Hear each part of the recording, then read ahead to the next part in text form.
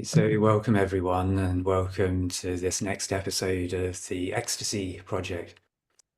So, my idea with this podcast is that we're bringing together people that I meet, know, hear about, who in some ways are all following their bliss or living a life which is bringing them to a place where they experience flow, abundance, a sense of fulfillment, happiness. And that's all connected with, for me, the spiritual path, my background in Buddhism, um, or anything that is really about opening us to the possibilities of what life offers. And so today I'm really so happy to be here with Vajra, who I met, I don't know, maybe a year or so ago at a friend's house.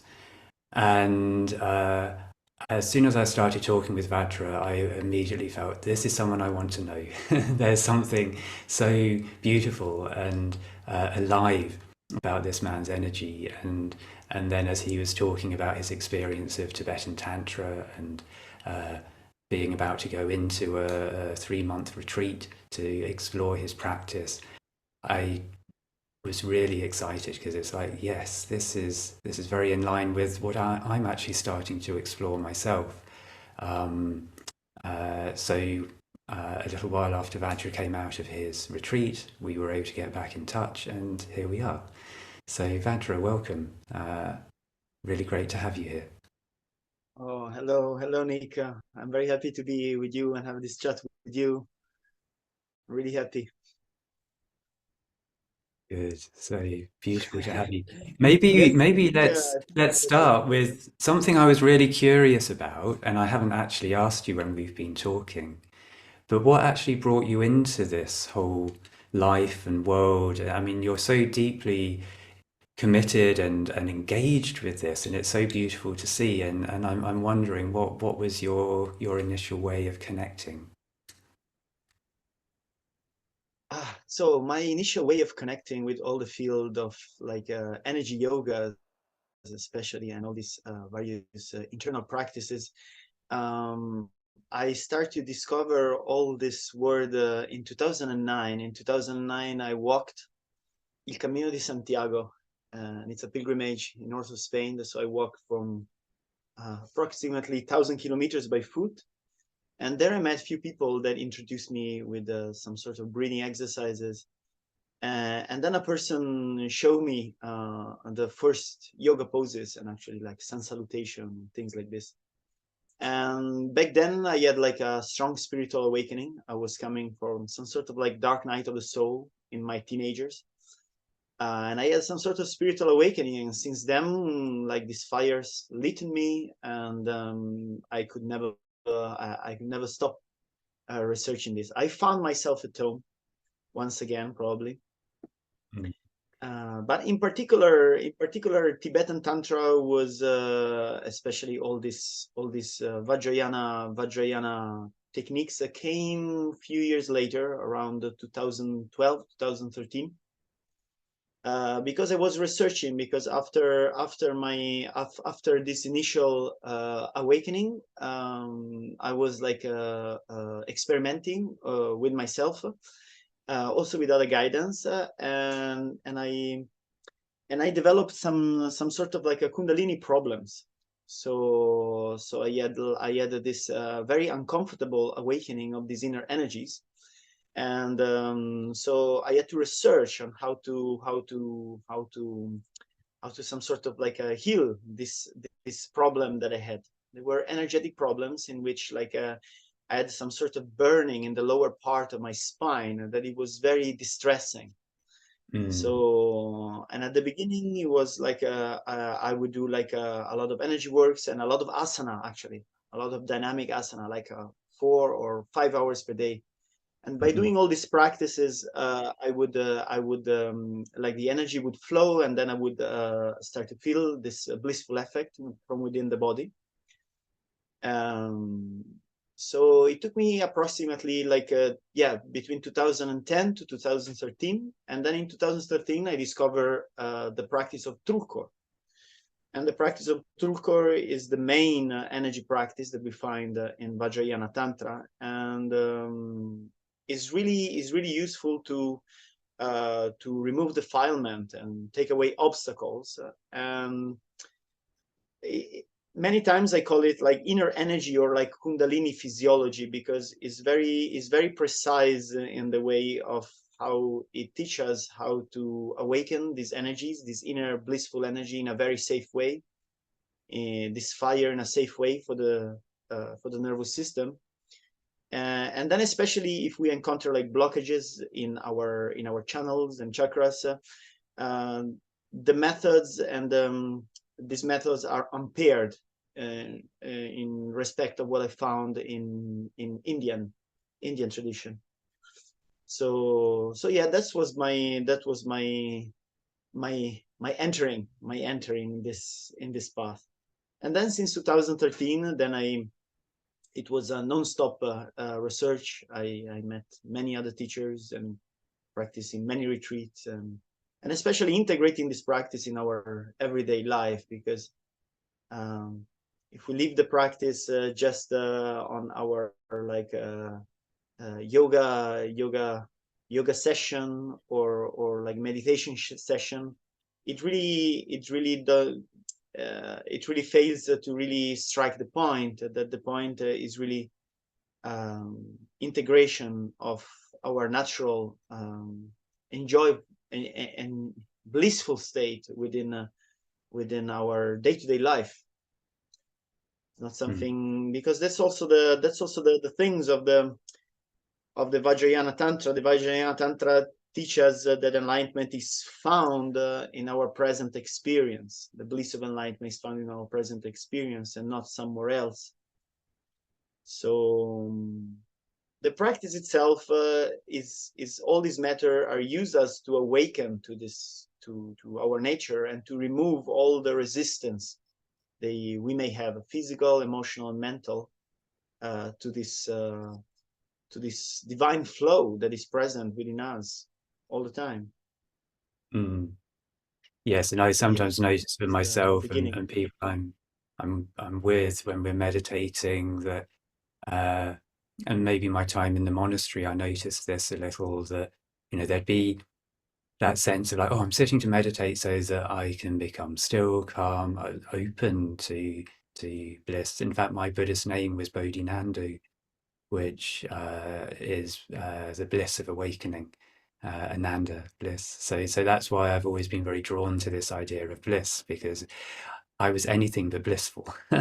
And my teacher gave me this name, Bodhinanda, which was sort of like awakening bliss.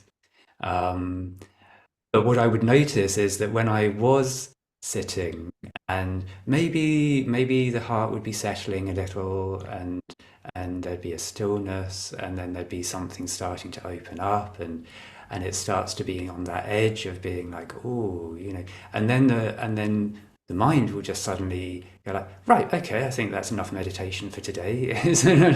There's this fear of going into bliss, this fear of going, the me mind is like, oh, what's going to happen if I go into this bliss state? I'm just going to dissolve. I'm not going to be here anymore. And so there's this paradox between saying I want my practice to open me to this, and to be in this state of greater awareness, and even to have a spiritual awakening of some sort, and then when it feels as if one's on the edge of moving into that, there can be just as much that, oh, let's just pull back from this. That's, maybe I don't want to dissolve into bliss just yet. Well, it's like these are like this like when we enter into meditative state, we enter into absorptions or meditative stability. One of the key components of that is a sukha or bliss. So so two things I think I would say about it. Like many times when we awaken these inner energies, not only bliss is coming, but also it reveals various like subconscious or unconscious emotional or mental pattern we may carry with down in the background of our reality.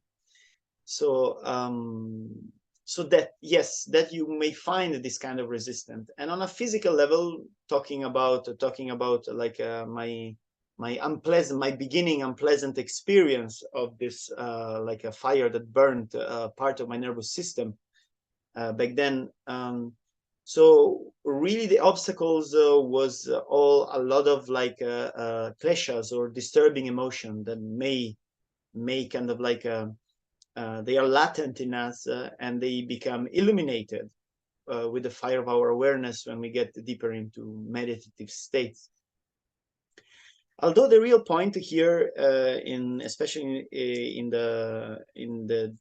these methods that I practice coming from Vajrayana Tantra, is not so much to achieve a particular state through our meditation, although this can be is very useful, because the point is that any state that we can encounter, it's a phenomena, and all these phenomena are changing. There is changing every phenomena. So phenomena are unreliable. So any bliss that we find that goes on and off is not really reliable. So we can use this meditative state and state of bliss, of absorption, to make our mind one-pointed and make our mind settled, so then we can discover a bliss that is present within us all the time. So and generally speaking, we are more as human creature, we are very much sensitive to variation. So maybe sometimes it happens that there is like a pitch sounds in the street or something, or maybe someone is cutting the grass, and after a while, after like 5 minutes, if the sound is continuous, it kind of like our system is zooming out from our perception. So the bliss that we are talking here is the bliss of being alive, is really like a bliss that is present in our life force that it never leaves us. We are born with it, and when we are going away with our life, when we pass away, we will go away with this blissfulness. So these various techniques aim as to discover this, to discover and to awaken us to this natural flow that is within our body. And especially they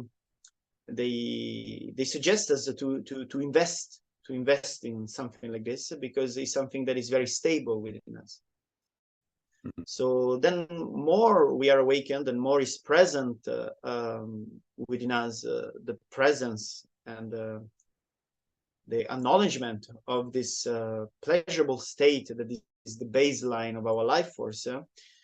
Then whenever we encounter difficult situation or pains, these are not so much of a problem anymore, because we can always anchor ourselves on a sense of like warmth and well-being that is unconditional, or at least the only condition is our heartbeat and the blood flowing in our body. So the only condition is us being alive. We can be even very, very sick, and if we are trained, it's possible to still connect with these pleasurable sensations, with this pleasurable vibration within us. And then paradoxically, by moving our mind into this ever-present warmth and bliss within our system, the body itself heals faster. So or like we can digest like any sort of emotional turbulence way faster.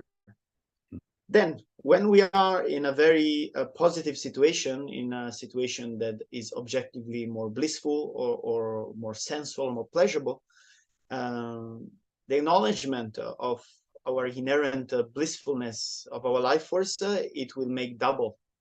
It will enhance very much a pleasant and a positive experience. So you see, it's like a win-win situation. And That's so that's the beautiful. beauty that's of this discovering, of this pleasure of the life, or this bliss that is always present within our system. Yes. Yeah, yeah, very beautiful. And you know, the thing it makes me reflect on is that when I first learned meditation, I learned it in a way and was taught it in a way where there was a focus on the jhanas. And the idea I took on from that was that somehow I had to get away from my physicalness and I had to get into some higher state. Um, and funnily enough, there was talk about how, you know, the jhanas were characterized by ever more refined layers of bliss, of sukha. Um, but there was never a reference to that being felt sort of in an embodied thing. And so my early years of meditation were very much this attempt to get away from my body, seeing my body as a problem. Um, and so listening to you talk is so beautiful because it's like I think, you know, for anyone when they're learning to meditate, maybe the core thing is to actually hear that actually your body isn't the problem. Your body is like this home of bliss. This universal life force is here. It's what gives your body life. So it's beautiful. And maybe there's something about, yes, then your whole process, and from meditating with you a bit, I see this. It's like it's coming into your body, but in a way that is non-attached. So you're enjoying just the present moment awareness of this is how my body feels, and my body feels alive. I can feel warmth, I can feel vitality. And then it's even like then maybe shifting from the I can feel to just like there is warmth, there is vitality. Uh, you know, I am. Absolutely, absolutely. Well, it's like yes, definitely for example, I may start where you talked about the jhanas. Uh, we have in Buddhist Tantra is very much called the path of method. So we have a lot of like tricks and expedient to shortcuts, so way that are very effective to achieve the desired result without so much hardship. That this hardship that you may find more in technique that are in teaching that are found in the sutras and not in the tantra. So the sutra and the tantra are two different types of scriptures. Although the context is the same. For example, in the context of the jnanas, we have like these four jnanas especially, and there is a very interesting parallel in tantra that is called the four joys. And the four joys are four levels of progressive absorption into bliss. And when we are in the fourth joys, then we gain understanding. We gain understanding of the nature of our being, the nature of ourself.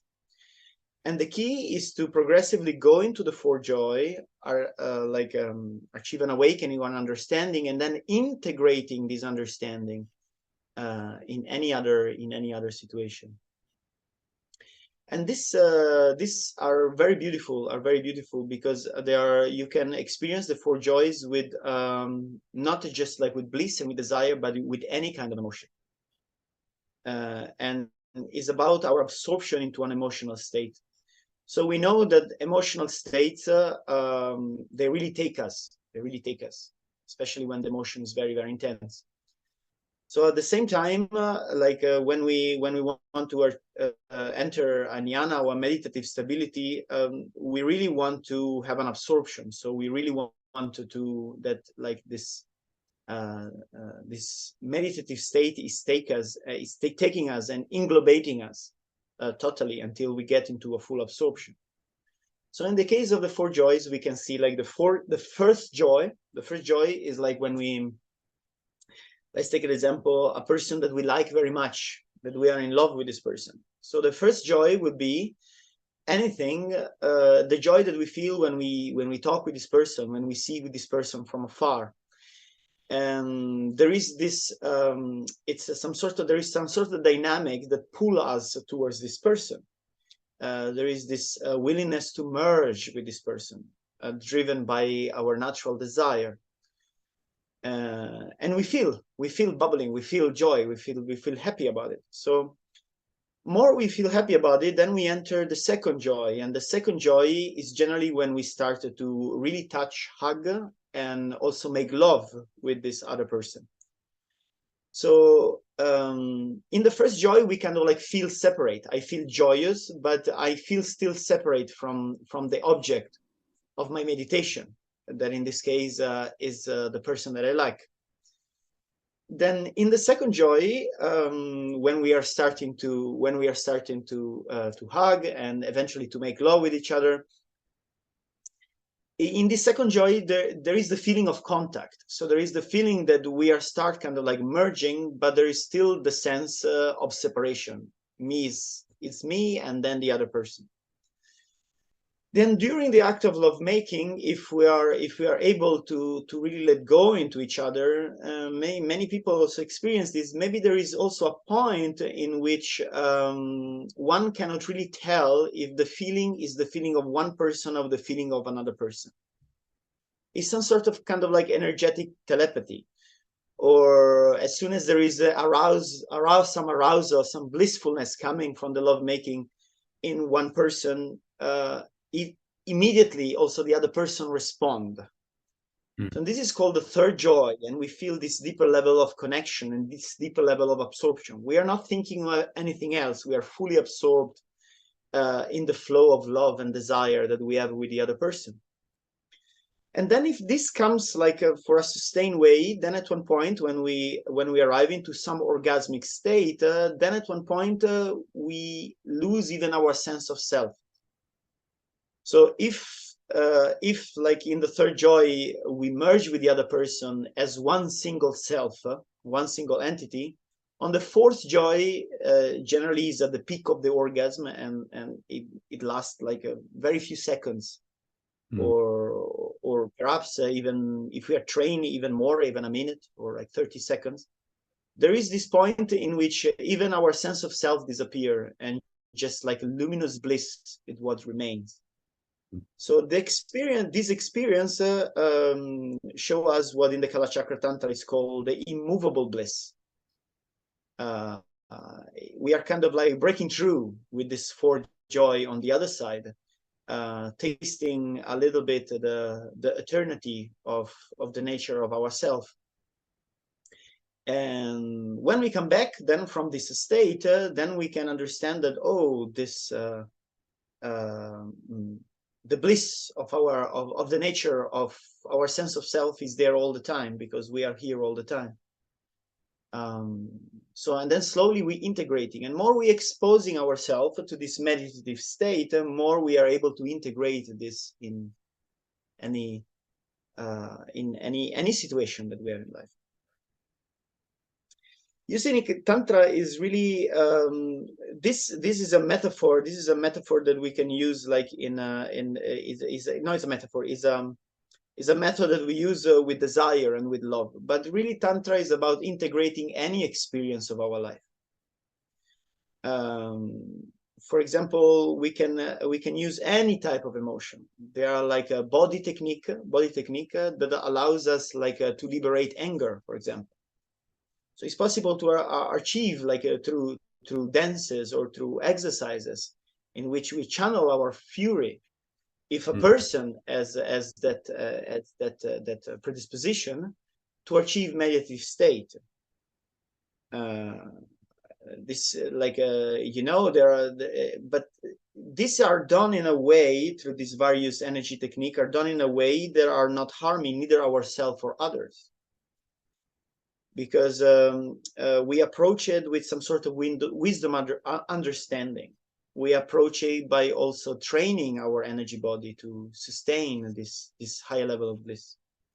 For example, a person everyone knows, you know, a person who have like anger problem, for example, and when the anger is taking them completely, you know, they became one with the angers, and then they may do something that we regret after, for example. But the state in which they are during this outburst of anger is definitely a state of flow, is a state of union. Then maybe you regret after, for sure. Yeah. Yes. Because it's a channel. And in the same way, like higher degrees of like merging with a person, if he's not done with the correct understanding, can maybe create very much suffering after, because maybe there is some sort of that disagreement with the person, there is a breakage with the person, and then we start to become like dependent on this state. The difference here is that we are using in Tantra, we are using the natural impulses and the natural forces that are present within our existence, and we channeled in the right path.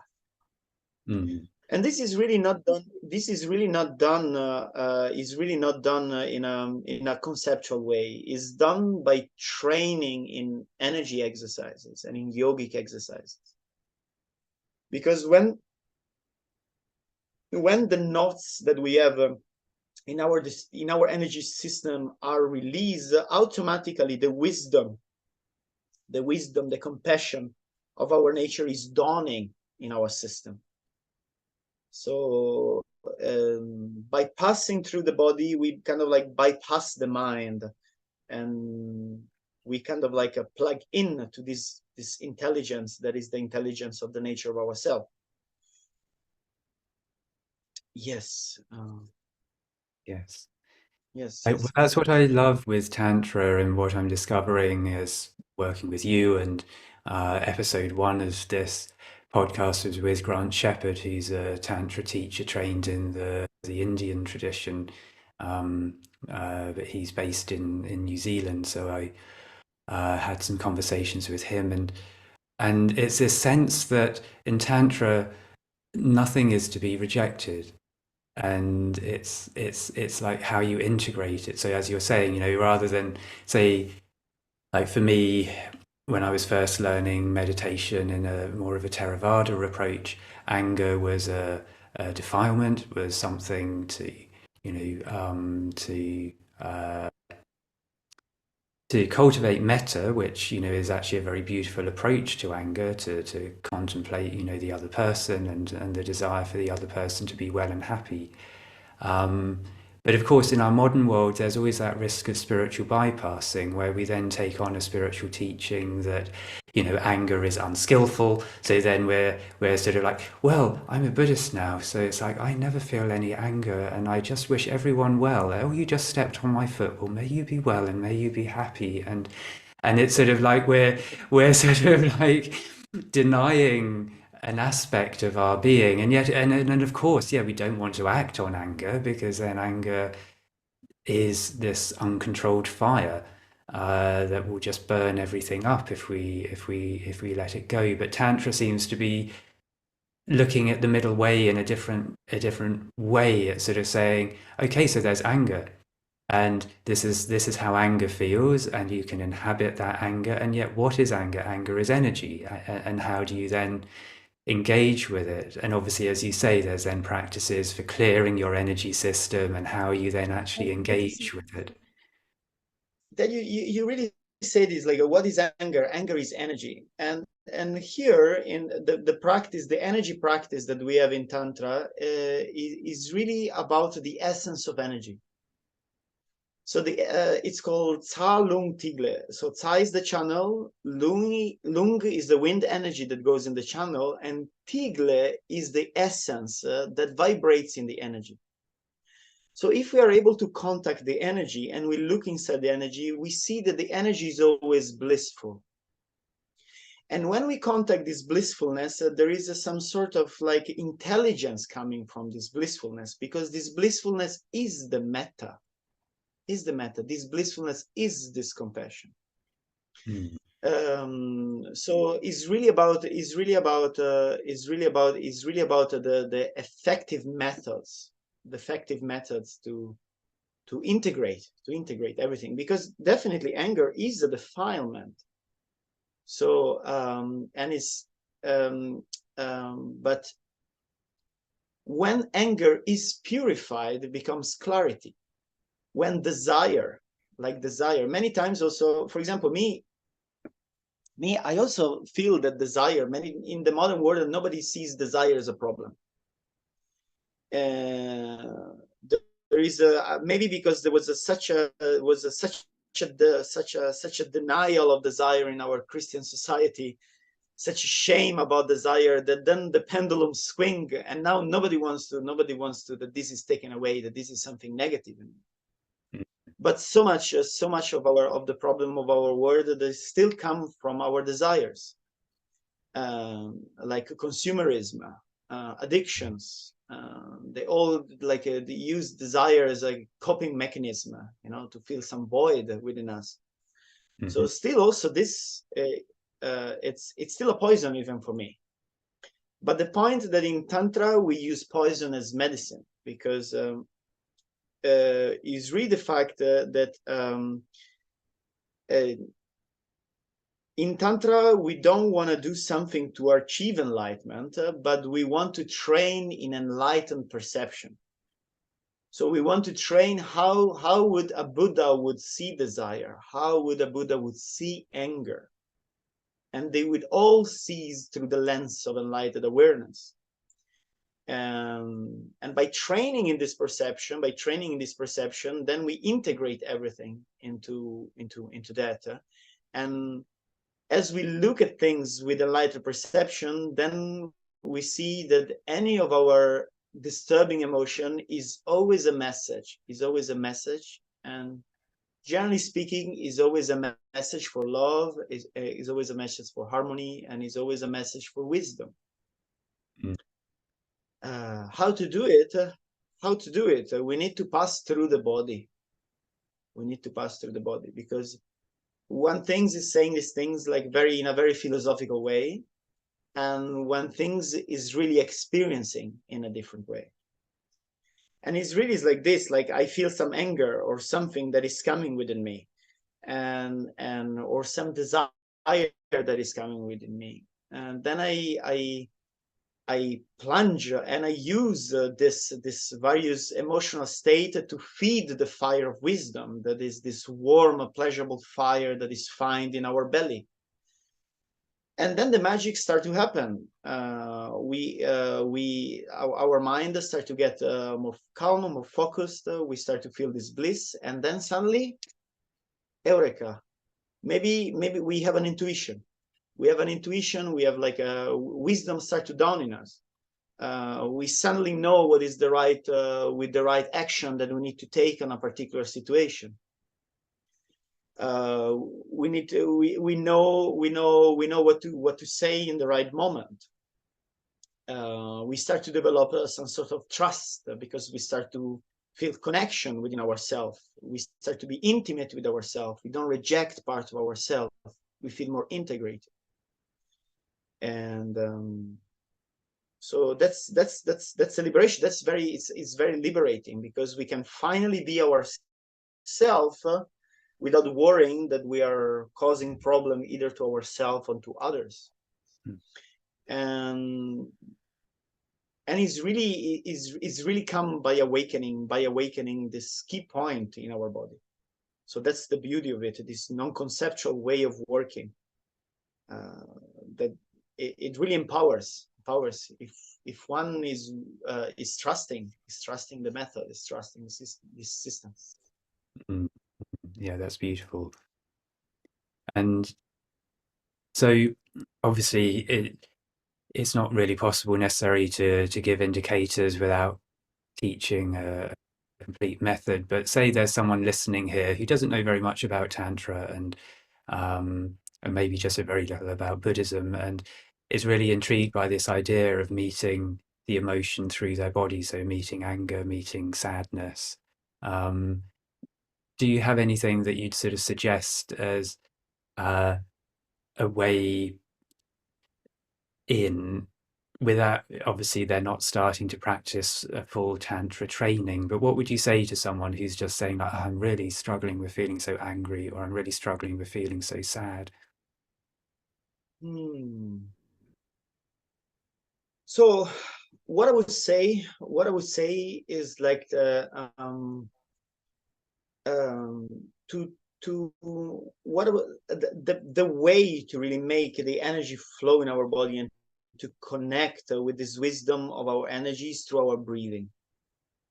So that's the thing. That's the first things that I would say. But before like says like just like a breathe when you feel a very intense emotion coming to your body, I would say to you notice your breath and open up with the feeling of your breath when you feel something that is pleasurable. And so whenever you taste something good, whenever you have like a pleasurable experience in your life, open up with your breath, put your hands into your belly and take a deep breathe into your belly by breathing in and expanding your abdomen and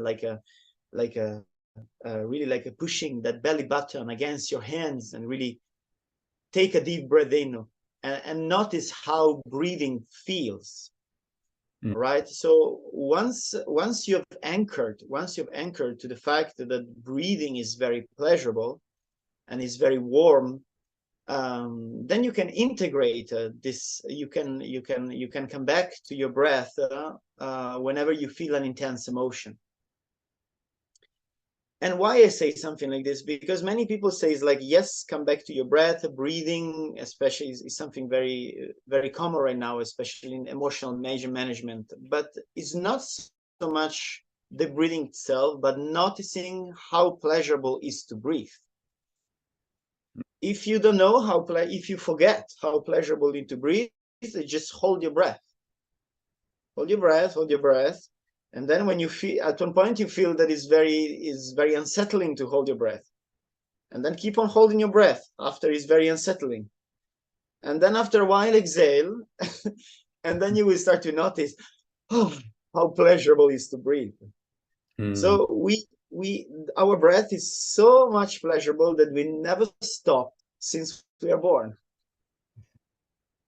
So if the breath is the doorway to our energy, to the flow of our energy.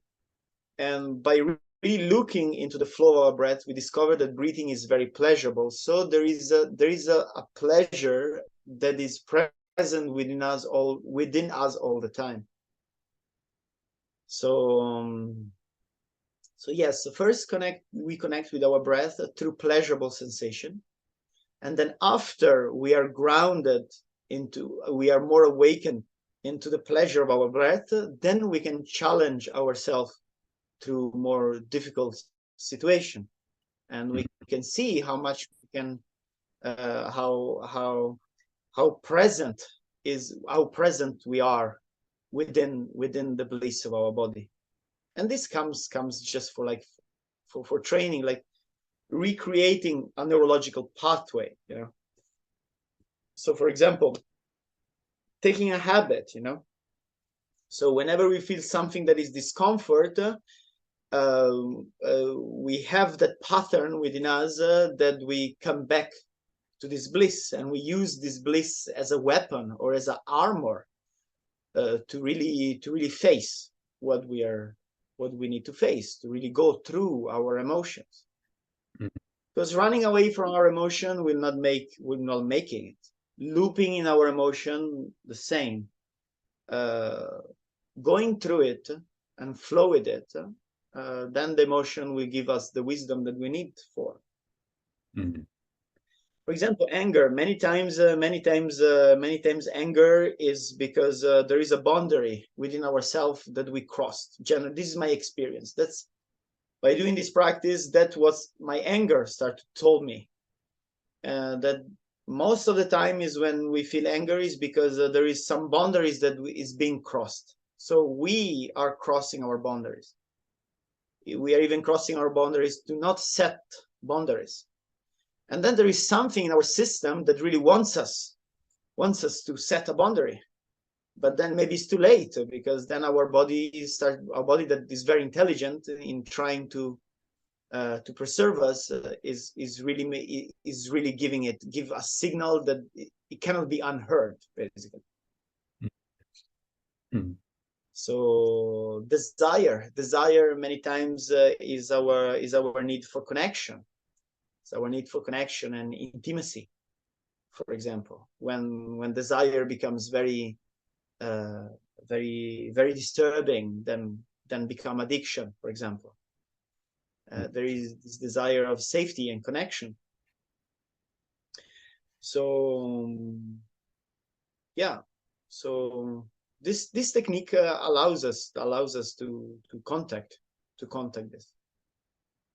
Yes, yes. So it reminds me of the Buddha talking about the nirvana and saying that enlightenment alone is bliss.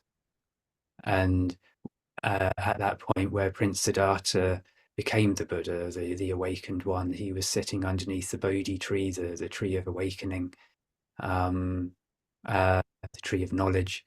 And he's surrounded by Mara and Mara's army, which was all the unskillful emotions: greed, hatred, anger, pride, etc., lust. And as you were talking, there was a sense of yes. So what did the Buddha do? What did Prince Siddhartha do at that point before becoming the awakened one? There was that space of just fully being present in all of Mara's army. Mara's army was throwing its spears and weapons, and arrows were being fired at Prince Siddhartha, and Mara was trying to keep hold of the prince and keep him in the realm of otherness. And there was this turning about within Prince Siddhartha that brought about this awakening, this state of becoming Buddha, awake. So as you were talking, and you know, the Buddha talking about enlightenment alone is bliss, I can sort of see that connection, that moment of shifting from Prince Siddhartha, the seeker, to Buddha, the awakened one, was this state of awakening to bliss and just being with, like, yeah, Mara's here, anger is here, fear is here, desire is here, and then penetrating the blissfulness of it without attachment and without resisting. Yeah, well, you see, it's like when there is also one things in Mahayana we have that I will become Buddha only when all other beings become Buddha. That means that I think when there is this awakening of Buddhahood, that I don't really believe is something so far from us. When there is this awakening to Buddhahood, then everything becomes the Buddha. So it's not just a single person that becomes the Buddha, and the word is not the Buddha. So in the perception of a Buddha, everything is the Buddha. That's why in Tantra we have all this symbol. We have all these deities that really look like Mara. You know, there are all these deities. They're in union with a concert, and then they have all these weapons around. And these deities are the Buddha, like Chakrasamvara or Yamantaka.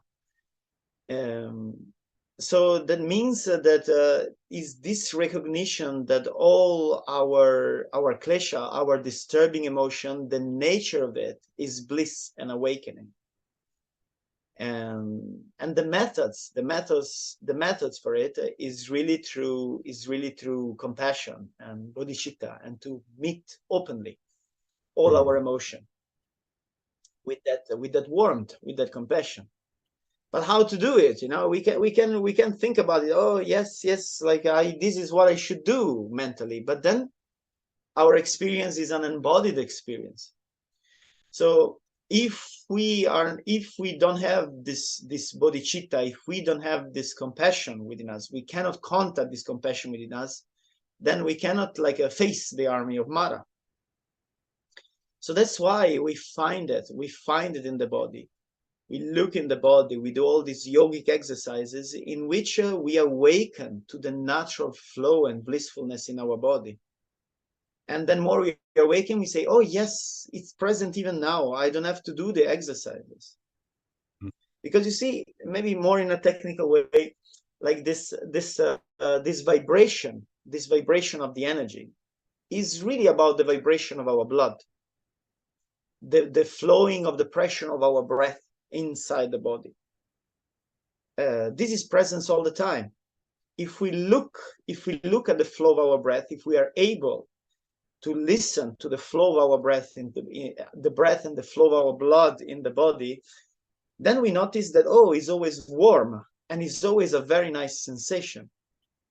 And at the beginning, most of people, if they sit down and they say, it's like, oh, feel the blood flowing in your body, they don't really know. They never really looked at it.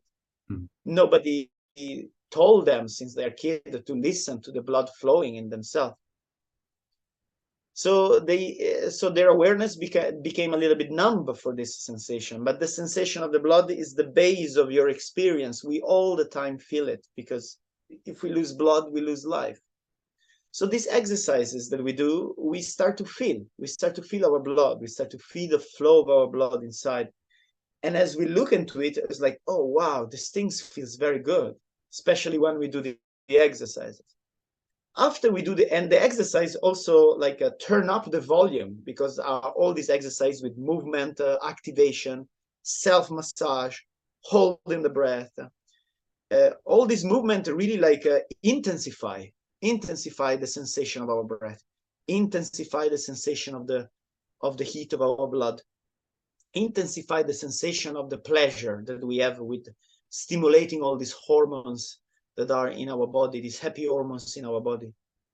But then really the key pointing out instruction is to understand that, oh, the flow of my breath, the flow of my blood is present all the time. So more we do these exercises, then maybe after 6 months that we do these exercises, we just don't need it. We just shift our awareness there, because we become sensitive to it. A little bit like, I don't know, maybe someone is wearing a necklace all the time on his wrist. And then at one day, he takes away the necklace. He forgot the necklace, not the necklace, the I don't know, it's called in English, some jewelry. And Bracelet. then a bracelet. Thank you, bracelet. And then the day he forgot the bracelet, but then he still feels like that he has the bracelet on, because he was wearing it for so long. So the same things is with these exercises. When we get accustomed to the internal bliss, the natural bliss that we have in our body through these exercises, then we have it all the time. The beauty of these yogic exercises is that they give you a strong after effect. So for me, I really like to teach short meditation. We do a lot of exercises, and then the meditation at the end, I like it to keep it short. Why? Because then we finish the meditation and I let people just be natural. And then after a while, I tell them, look, you're still in some sort of meditative state. Because the meditative state is some sort of like the after effect of the various exercises. So, and this is called in this alchemical tradition, this is called the rough fire and the calm fire. So the rough fire means all this sensation that we awaken, this blissful sensation that we awaken when we do the exercises, when we do the various self-massage and activation. Oh, wow, we start to feel all this warmth, all this bubbling sensation all over the body, all this pleasure that comes. And it's very strong. Then we finish the exercises and we settle. And as we settle, this sensations start to become less intense, but more organic, like water flowing down, so like a calm fire. And the yogi does like this. They do like rough fire, and then they have this after effect, calm fire. And then when the effect wane a little bit, again, they foster with conscious exercises. And then after a while, after like 4 or 6 months that one practice with enthusiasm, then the fire starts to become a stable fire. So this kind of like after effect stay with us all the time, but not because of the exercises, because the exercise is just some sort of like shaking us up from Imagine you're in the bed, you know, and you're very, very sleepy. And then someone is shaking you up and he's like, oh, yes, yes, I'm awake, I'm awake. Oh, oh no, but I feel so sleepy. And then you go back again, sleeping. And then again, you shake yourself up. After a while that you shake yourself up, you awaken. And when you're awakened, you're awake. So that's the purpose of the exercises. That's really, and if we practice in this way, then we start to understand that all these exercises is not some patch that we put on. It's not some new identity, a Buddhist identity or tantric identity that we put us on. These exercises and this method, they really want to talk about ourselves, our life, and how we can live our life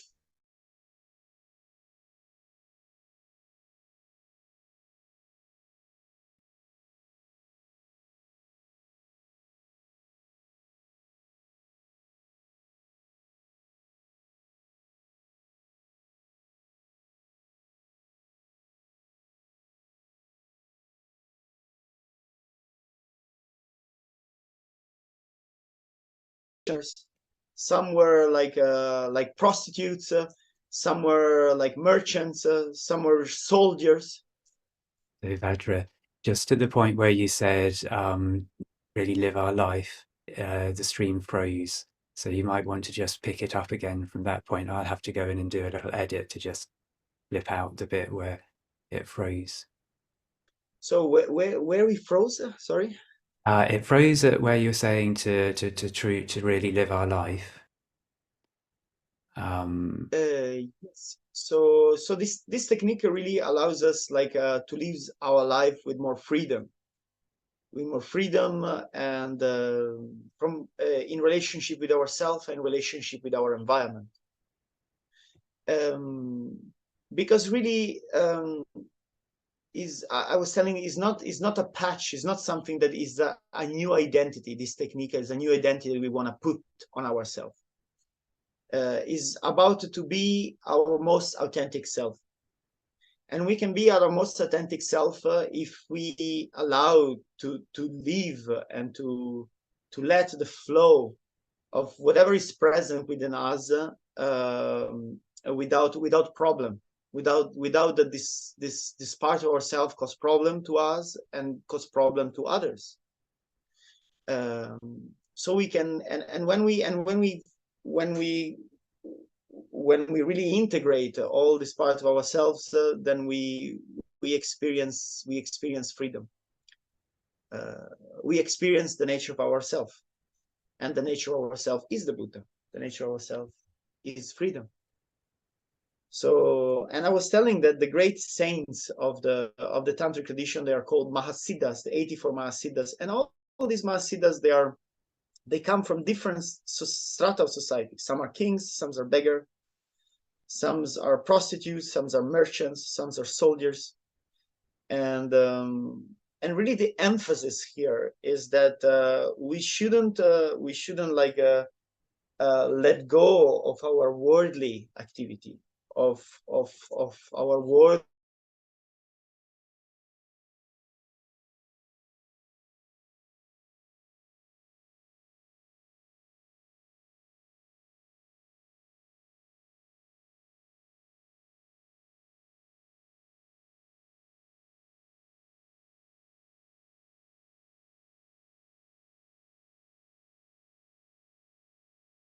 Like anger issues, I can use my anger issues as the path for harmony, as the path for enlightenment. I'm a person who is addicted to gambling. I bring this in the path. I use this as the path. And then slowly, by practicing these energetic techniques, then now I start to have a different relationship with my disturbing emotion. My disturbing emotions, suddenly they are not so disturbing anymore. There is more harmony that I have. So that's the beauty. That's the beauty, and that's why it's extra cool for me. Yes, yes, yes, and it is very beautiful because I think particularly for many of us coming from different types of traditions, and then we come across a teaching like Buddhism, and there's both a sense of freedom within it, and there's also the sense of okay, so now I know that I've got these defilements, or there's kleshas, or there's unskillful behavior, and we can sort of layer on the notion of shame that we already have of okay, I need to get rid of these in order to get to being enlightened. And I love this tantric perspective, which it comes in different forms of Buddhism. I mean, like Buddha nature is, I think, from another Tibetan teaching of, that enlightenment is outside of time and space, so therefore it's not created, and therefore it isn't something in the future. It's already here. If it's timeless, it has to already be here. Well, no, Buddha nature is present in this tantric teaching, so it is the same. Maybe there are certain teaching that emphasize more like a meditation on this Buddha nature, but the Vajra Tantra says that bliss, that in this case is synonym of our Buddha nature, is found in the, although bliss is found in the body, it does not abide in the body. So the body is the doorway for the eternity. The doorway is the doorway for eternity, because enlightenment comes through wisdom understanding.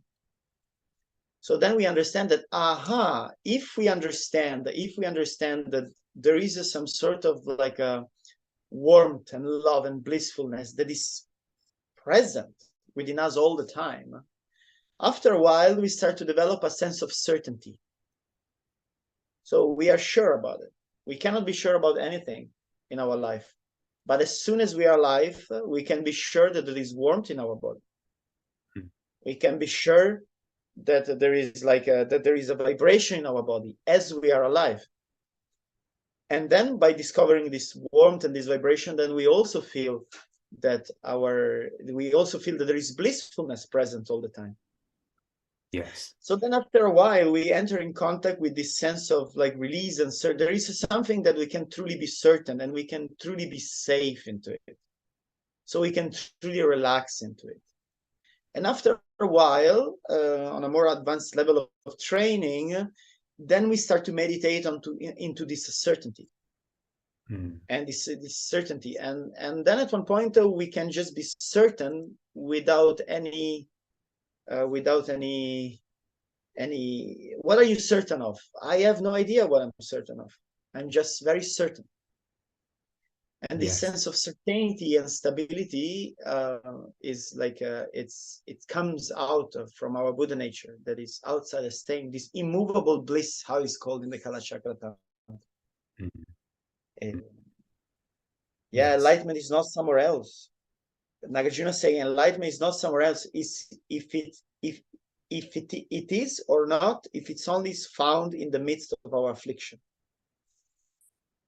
I don't know. To me, it's so liberating. This is so liberating. It's like yes, because there's nowhere to go. There's not that sense that I have to get somewhere in order to experience this. It's more about the sort of metaphor I think I heard or felt once was it's like, you're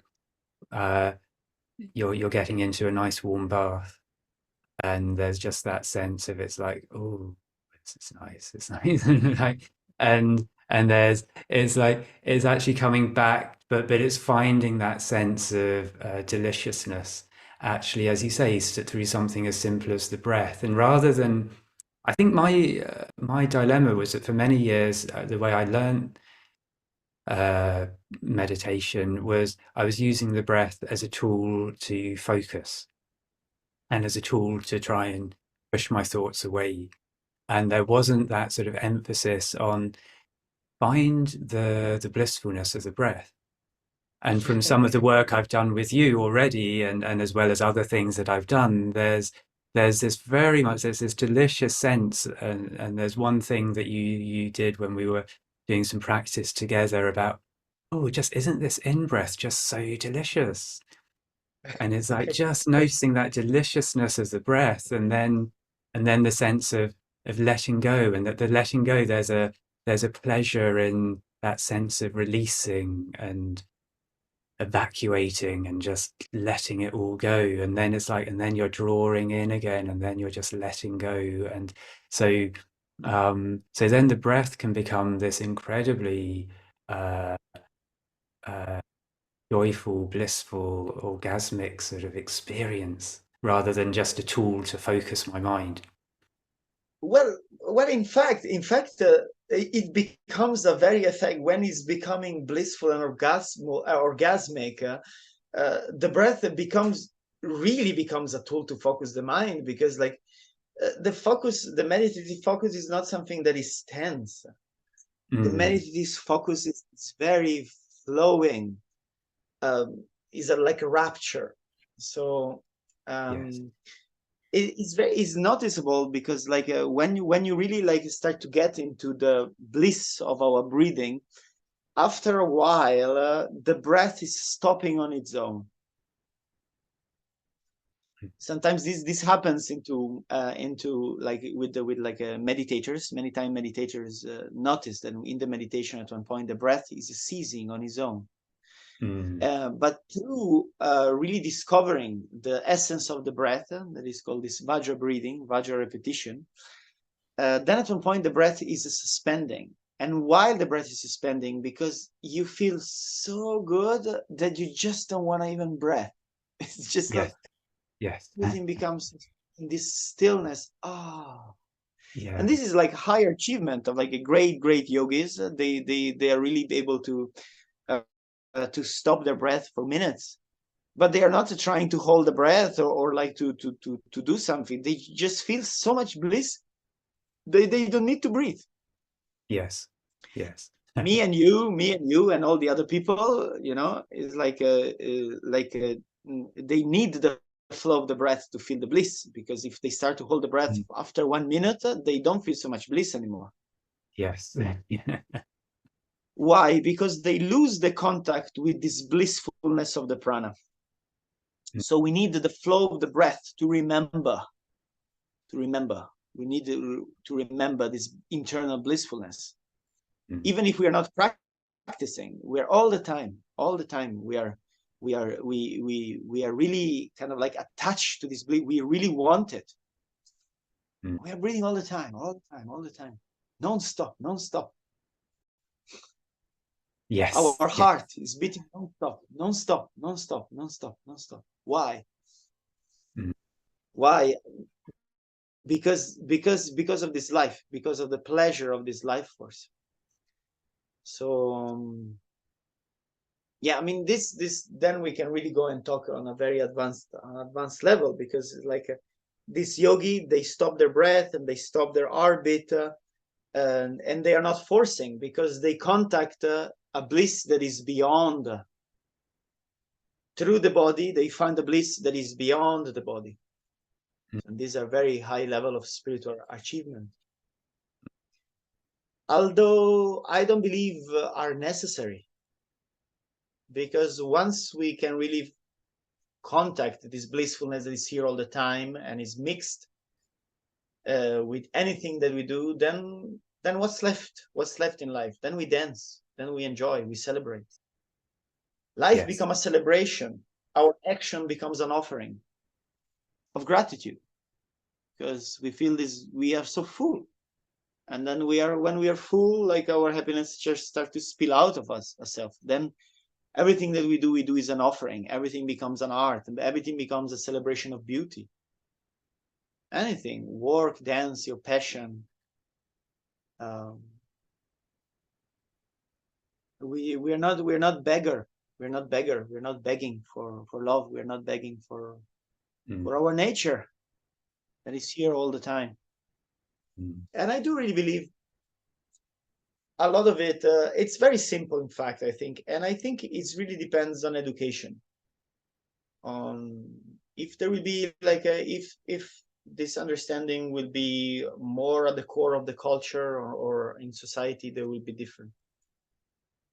And really, many people say, can tell me, oh yeah, think about these things come from Tibet. What about the Tibetan society? But even in the Tibetan society, these tantric teachings, they were not public.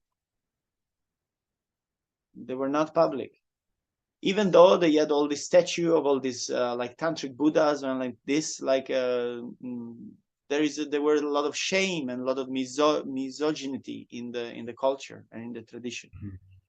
Mm. So I believe the Western world in 2024 is one of the best moments in history to practice Tantra. Mm. Because many of the methods that we practice, they are accepted in society. Sensuality and sexuality in Western society is very much accepted. Yes. So I'm grateful. I'm grateful for the time we're in, and all this teaching becoming available all over the world. So I'm very positive. Yes. Yes. But that was a beautiful place to conclude our conversation, at least for today. I'm sure we'll be having more conversations, but it's like, thank you very much, Vajra, for sharing that. And I think what I'm really sort of taking from or receiving from listening to you, maybe there's a bliss in both taking and receiving, isn't there? So it's sort of that sense of valuing the everyday, valuing the possibility for experiencing bliss in the everydayness of things. Yes, recognizing what the Theravada perspective teaches about the risk of getting caught up in attaching, resisting, in the realm of duality. But then recognizing that there's also this possibility to come home, to come to this unshakable bliss that is actually here within us. So there's nothing to seek. There's nothing to get. There's simply a falling away of all the misconceptions that blind us, the dust on our eyes that stop us from seeing. So, and of course, then it's about practice. It's like, and and the simplicity, in a way, the simplest thing I take away from what you're saying is, yes, we have the breath and we have breathing practices, and not to focus on it so much as I'm going to use the breath, I'm going to count from 1 to 10, I'm going to use the breath to nail my attention to the breath, because that's what I should do, and I'm going to just try and keep all those troubling thoughts pushed away. But it's actually both finding the bliss in the breath, and so it's like it's easy. You have a delicious meal. You don't have to tell yourself, go down and sit at the table and eat. Your nose is immediately sort of drawing you to it, and it's like, oh, this meal, oh, this smells good, and then you take a taste, oh, this is yummy, this is like. And so if one can have that sense of the breath being like this delicious meal, that it's just like, oh yes, it's like, well, of course I want to rest fully on the breath. And you don't need to do even like a breathing exercises, because we are doing breathing exercises all the time. Yes. We are breathing all the time. Yes. Yes. That's the beauty of it. So so and funny enough, that Ajahn Chah, the head of the Thai forest tradition that I trained in, that was one of the things he said was, um, if you say you don't have time to meditate, well, you breathe. So it's like, so exactly, the breath is here all the time. You might not be defining it as I am sitting to meditate, but the moment that you just take a moment to tune into your breath and be present, and I liked what you said about when a pleasant event is happening, train yourself to be with your breath, and breathe into it. So maybe you are sitting down to have a delicious meal, and just as you're about to start, maybe you're embracing your lover, or you're seeing a sunset, and just remembering to breathe and sort of feel the deliciousness of this moment, and really feel how it can be to be fully immersed in that deliciousness, and that suffering actually only arises with attachment. So it's only when I attach to, oh, I wish this sunset didn't end, or I wish I could be with this lover forever, or if only I could just keep eating this meal. You know, we know the suffering of when we eat too much, because it was like it was so delicious, and we thought the deliciousness was in the eating instead of in that Yes. intrinsic just bliss that it connects us to. Yes. Yes. Yes. Yes. Absolutely. Oh well, I think we can go on. There are so many nice things. I could even go on talking about like the outer offering, inner offering, secret offering. Yes. But maybe it's a talk for another time then. At this point. That would be a great thing to come to for another time. Now, Vajra, so two things really in terms of making contact. So I can share some links when I post this. With the podcast, I'm not quite sure if I'll be able to share links to your website or not. I'll have to check how that works. But how can people contact you? So you can contact me through my website, or I'm active through social media. This is what I mainly do, basically. Yes. Do you want to say what So your website is in case I'm not able to share a link? yeah, so my website is www.bodhimandala.org, and is the website of the project, of the research project, and all the potent teachings that I collected through all these years of studying this tantric technique. I collected from many different lineages and school and tradition, all the most potent like methods, and I brought them all together in a very coherent way, within the view, without extrapolating with the traditional view. So everything is contextualized in its own view. So Yes. it still conserve the efficacy of the method. So Yes. And I think you do one-to-one sessions as well as group work, don't you? So, absolutely. I actually love to do one-to-one session. Why? Because as we talked before, like each one has a different lifestyle. So these methods and these techniques are not to bring people out of their lifestyle, but is how to empower and like awaken this sort of blissfulness from their own lifestyle. mm, So you this is a tool. This is a tool to become more effective in whatever we may choose to do, or we never yes. really like to do with our life. Yeah. Brilliant. And then the other thing that we have coming up is a workshop here in London. So Vajra will be coming to London for this workshop on the 10th of February. Uh, so this is going to be in Brixton from 3 to 7 p.m. And again, there'll be links that you can click on to find out more details of that or to book. But maybe do you just want to give the elevator pitch for what is the workshop and what will people experience? Yes, in the workshop we are gonna experience the various topics that we talk about in this podcast. Also, because one thing is to describe the taste of honey, and one thing is to taste honey. So it will be very an experiential workshop. So even though I will make like introductions about all what is this Vajrayana Tantra, we will really experience everything that I would say. We will experiencing it, and then the participants they come home with a technique that is called like the vase holding or the vase breath, with a potent breathwork technique that is used like to resettle and create some sort of reset button within our system, and so then we can easily access this inner blissfulness, or this inner warmth that is ever present in our system, and it's really formed the base. So it's a really complete practice that forms the base of any other more advanced energy practice found in this tantric tradition. So it will be like a 4-hour class in which yes, I think we will have good fun all together, practicing as a mandala. Yes. Yeah. Beautiful. Good. So thank you so much, Vajra, for coming in and chatting. It's been a real pleasure. And I'm sure we'll be back another time to carry on the conversation. Thank you. Thank you. Thank you. Was a pleasure for me. It was a pleasure for me, Nick.